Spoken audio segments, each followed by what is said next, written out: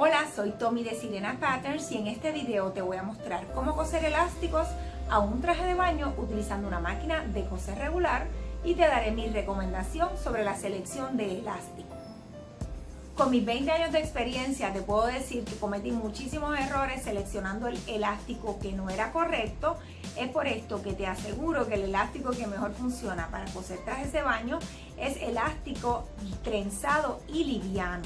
Mi ancho preferido es 3/8 de pulgada o 1 centímetro y ese es el margen de costura que le dejo en el área donde va cosido elástico en todos mis patrones.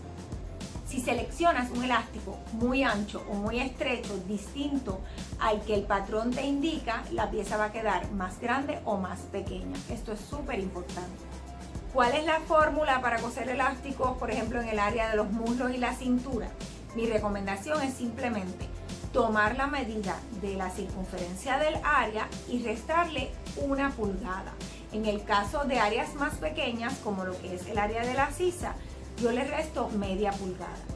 Una vez tengas ese pedazo de elástico cortado, une los extremos y cose con un zigzag para formar un cilindro.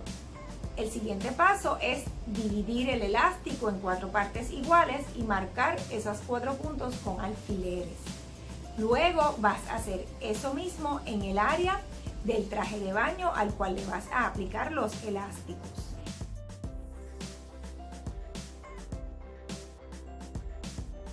El último paso es voltear donde cosiste el elástico y coser un zigzag mediano en esa área. Estira según sea necesario. Tanto el elástico como los patrones en formato digital están disponibles en mi tienda online.